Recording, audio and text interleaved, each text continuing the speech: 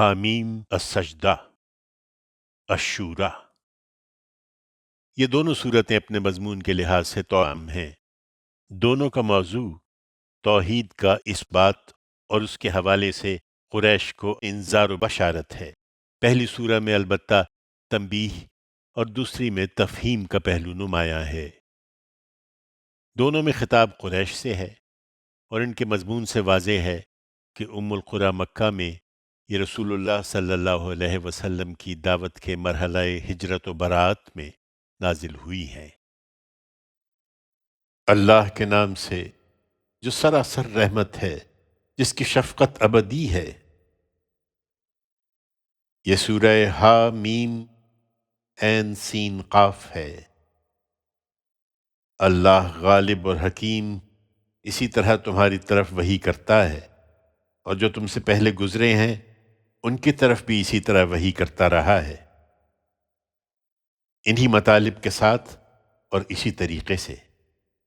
آسمانوں میں جو کچھ ہے اور جو کچھ زمین میں ہے اسی کا ہے، اور وہ برتر اور عظیم ہے۔ قریب ہے کہ آسمان اس کی ہیبت کے مارے اپنے اوپر سے پھٹ پڑیں، اور فرشتے وہ تو اپنے پروردگار کی خشیت کے سبب سے اس کی حمد کے ساتھ اس کی تسبیح اور زمین والوں کے لیے مغفرت کی دعائیں کرتے رہتے ہیں۔ سنو، حقیقت یہ ہے کہ اللہ ہی بخشنے والا اور رحم فرمانے والا ہے۔ اس کے باوجود جن لوگوں نے اس کے سوا دوسرے کارساز بنا رکھے ہیں، اللہ ان پر نگران ہے، اور اے پیغمبر تم ان پر ذمہ دار نہیں بنائے گئے ہو۔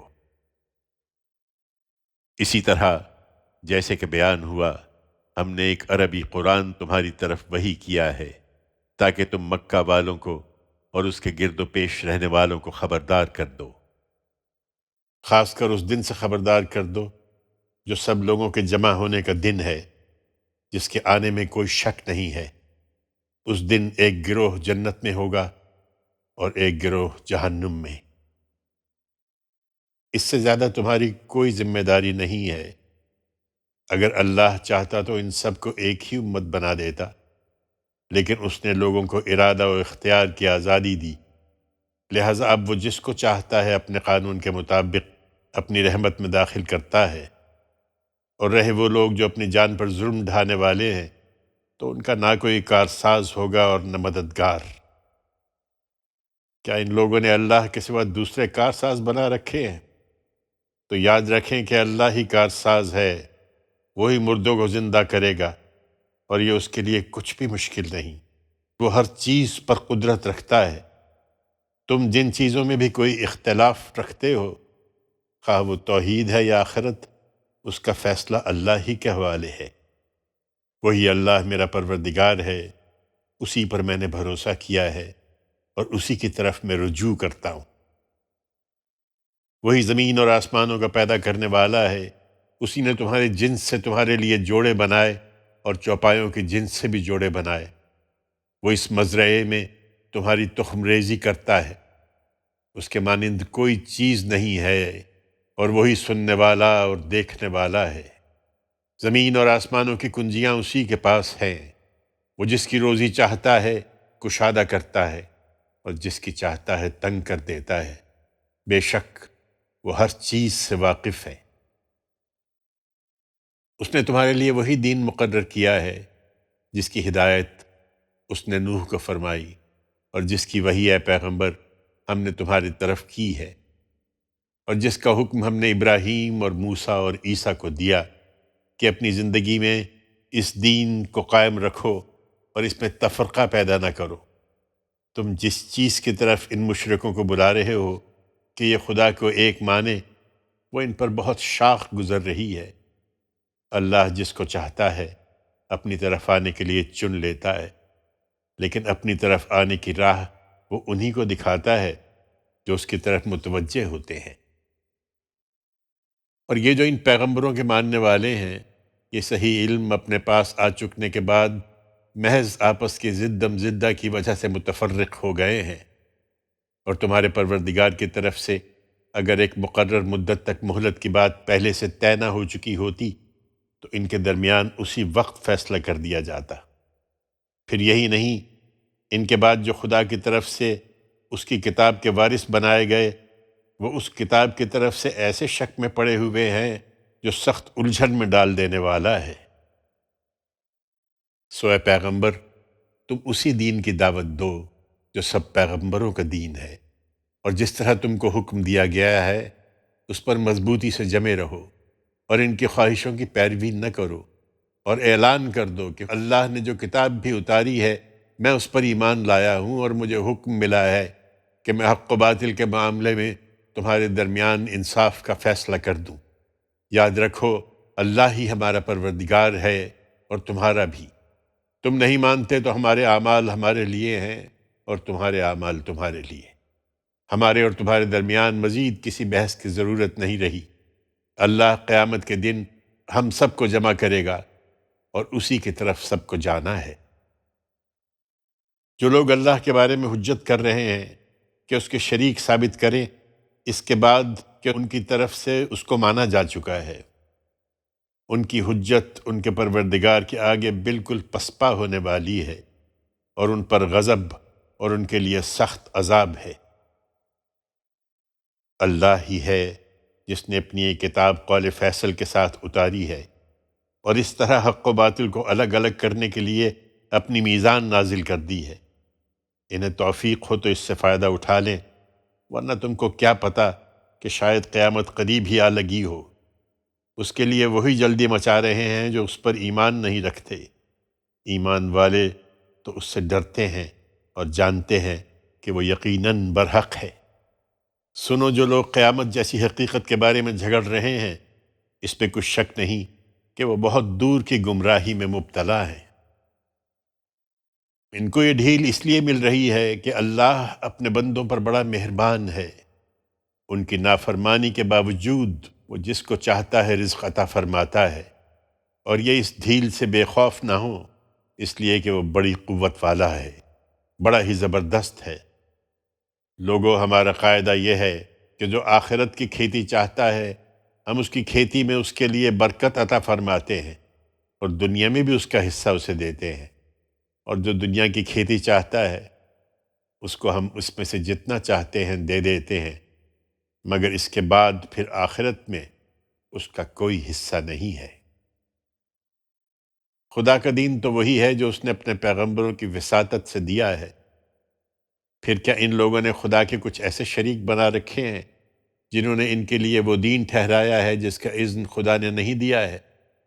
یہ ایسی جسارت ہے کہ اگر فیصلے کی بات طے نہ کر دی گئی ہوتی تو ان کے درمیان اسی وقت فیصلہ کر دیا جاتا۔ اس میں کچھ شک نہیں کہ جو اس طرح کے ظالم ہیں ان کے لیے ایک دردناک عذاب ہے۔ تم ان ظالموں کو اس دن دیکھو گے کہ اپنی کمائی کے وبال سے ڈر رہے ہوں گے، اور وہ ان پر پڑ کے رہے گا۔ اس کے برخلاف جو لوگ ایمان لائے اور انہوں نے نیک عمل کیے ہوں گے، وہ بہشت کے باغیچوں میں ہوں گے۔ ان کے لیے جو کچھ چاہیں گے ان کے پروردگار کے پاس موجود ہوگا۔ بڑا فضل در حقیقت یہی ہے۔ یہ وہ چیز ہے جس کی بشارت اللہ اپنے ان بندوں کو دے رہا ہے جو ایمان لائے اور انہوں نے نیک عمل کیے۔ ان سے کہہ دو اے پیغمبر کہ میں اس پر تم سے کوئی صلہ نہیں مانگ رہا، میں تو بس قرابت کی محبت ہے جس کا حق ادا کر رہا ہوں۔ اور کہہ دو کہ جو شخص کوئی نیکی کرے گا تو ہم اس نیکی میں اس کے لیے بھلائی کو بڑھا دیں گے۔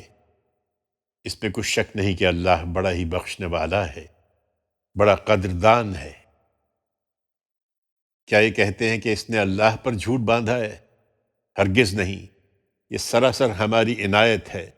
سو اگر اللہ چاہے تو تمہارے دل پر مہر لگا دے، اور چاہے تو اپنی یہ عنایت جاری رکھے، جبکہ اللہ تو اپنے ان کلمات کے ذریعے سے باطل کو مٹا رہا اور حق کو ثابت کر رہا ہے۔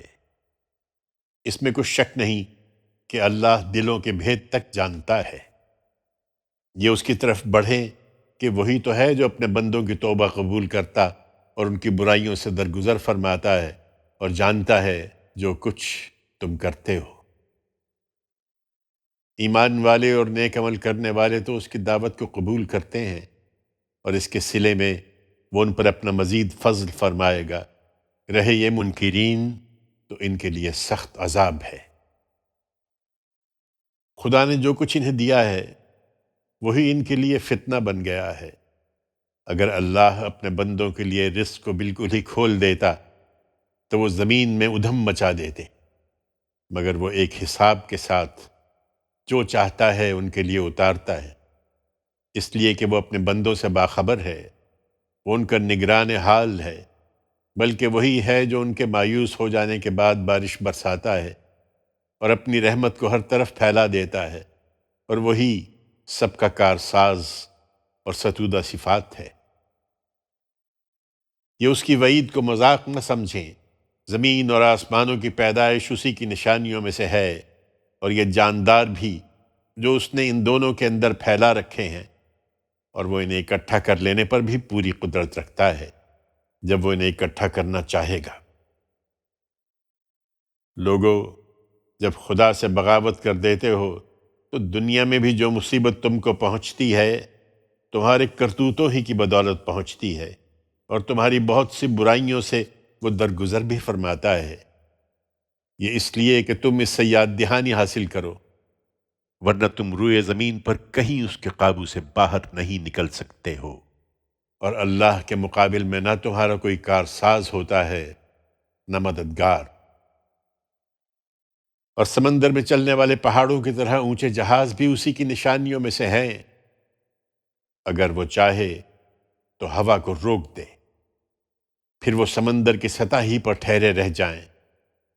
اس میں یقیناً ہر اس شخص کے لیے نشانیاں ہیں جو صبر کرنے والا، شکر کرنے والا ہو، یا ان کے اعمال کی پاداش میں ان کے جہازوں کو تباہ کر دے اور بہتوں سے درگزر فرمائے، اس لیے تباہ کر دے کہ ان سے انتقام لے، اور اس لیے کہ جو لوگ ہماری آیتوں میں کٹ حجتی کر رہے ہیں وہ جان لیں کہ ان کے لیے کوئی مفر نہیں ہے۔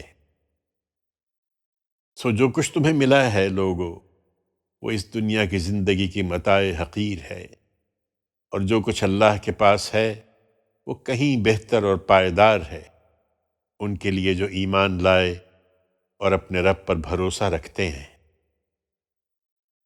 اور وہ کہ جو بڑے گناہوں اور کھلی ہوئی بے حیائیوں سے بچتے ہیں، اور جب کبھی غصہ آ جائے تو ایسے لوگ ہیں کہ درگزر کر جاتے ہیں، اور وہ کہ جنہوں نے اپنے رب کی دعوت پر لبیک کہی ہے اور نماز کا اہتمام رکھا ہے، اور ان کا نظام ان کے باہمی مشورے پر مبنی ہے، اور ہم نے جو رزق انہیں عطا فرمایا ہے اس میں سے ہماری راہ میں خرچ کرتے ہیں، اور وہ کہ جو بدلہ اس وقت لیتے ہیں جب ان پر زیادتی کی جائے، اس لیے کہ برائی کا بدلہ ویسی ہی برائی ہے، پھر جس نے معاف کیا اور معاملے کی اصلاح کر لی تو اس کا اجر اللہ کے ذمے ہے، بے شک اللہ ظالموں کو پسند نہیں کرتا۔ اور ہاں، جن پر ظلم ہوا اور اس کے بعد انہوں نے بدلہ لیا تو یہی ہیں جن پر کوئی الزام نہیں ہے، الزام تو انہی پر ہے جو لوگوں پر ظلم کرتے اور زمین میں بغیر کسی حق کے سرکشی کرتے ہیں، یہی لوگ ہیں جن کے لیے دردناک عذاب ہے۔ البتہ جو صبر کریں اور معاف کر دیں تو بے شک یہی کام ہیں جن کی تاکید کی گئی ہے۔ یہ ظالم تو اب گمراہی میں پڑ چکے ہیں پیغمبر، اور جنہیں اللہ اپنے قانون کے مطابق گمراہی میں ڈال دے تو اس کے بعد پھر ان کا کوئی کارساز نہیں ہو سکتا۔ تم ان ظالموں کو دیکھو گے کہ جب عذاب سے دوچار ہوں گے تو حسرت سے کہیں گے کہ کیا دنیا میں واپس جانے کی بھی کوئی سبیل ہے، اور تم ان کو دیکھو گے کہ اس طرح دوزخ کے روبرو لائے جائیں گے کہ ذلت سے جھکے ہوئے کن اکھیوں سے دیکھتے ہوں گے۔ اس وقت اہل ایمان کہیں گے کہ حقیقت میں خسارے والے تو وہ ہیں جنہوں نے قیامت کے دن اپنے آپ کو اور اپنے لوگوں کو خسارے میں ڈال دیا۔ سنو، یہ ظالم یقیناً ایک دائمی عذاب میں پڑیں گے، اور وہاں ان کے کوئی سرپرست نہ ہوں گے جو خدا کے مقابل میں ان کی مدد کر سکیں۔ حقیقت یہ ہے کہ جس کو اللہ گمراہ کر دے تو پھر اس کے لیے نجات کی کوئی راہ نہیں ہے۔ لوگو، اب بھی وقت ہے، تم اپنے رب کی دعوت پر لبیک کہو، اس سے پہلے کہ اللہ کی طرف سے ایک ایسا دن آ جائے جو ٹلنے والا نہیں ہے۔ اس دن تمہارے لیے نہ کوئی پناہ ہوگی اور نہ تم کسی چیز کو رد کر سکو گے۔ اس پر بھی اگر اعراض کریں تو ہم نے اے پیغمبر تم کو ان پر کوئی داروغہ نہیں مقرر کیا ہے، تمہارے اوپر صرف پہنچا دینے کی ذمہ داری ہے۔ انسان کا حال تو یہی ہے کہ اس کو جب ہم اپنی کسی رحمت سے نوازتے ہیں تو اس پر اترانے لگتا ہے، اور اگر لوگوں کے اعمال کی پاداش میں ان کو کوئی افتاد پیش آ جائے جو انہوں نے آگے بھیجے ہیں تو اس وقت انسان بڑا ہی ناشکرا بن جاتا ہے۔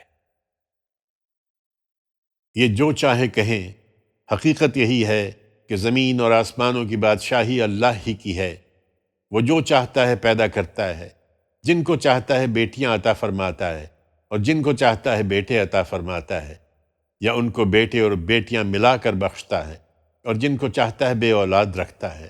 اس میں کچھ شک نہیں کہ وہ سب کچھ جانتا ہے، ہر چیز پر قدرت رکھتا ہے۔ انہیں اصرار ہے کہ خدا ان سے براہ راست کیوں کلام نہیں کرتا؟ ان سے کہو کسی انسان کی یہ شان نہیں ہے کہ اللہ اس سے روبرو بات کرے، الا یہ کہ وہ وحی کے ذریعے سے ہو یا پردے کے پیچھے سے، یا پھر کوئی فرشتہ بھیجے کہ وہ اس کے اذن سے، اور جو وہ چاہے وہی کر دے۔ یقیناً وہ بڑا ہی عالی مقام ہے، بڑی حکمت والا ہے۔ ہم نے تمہاری طرف بھی اے پیغمبر اسی طرح اپنے حکم کی روح وحی کی ہے۔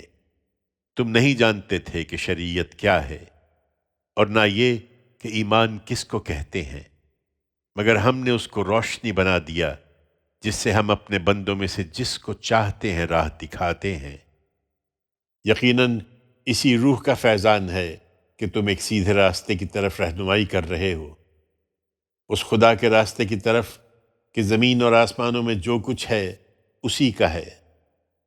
سنو، تمام معاملات اللہ ہی کی طرف لوٹنے والے ہیں۔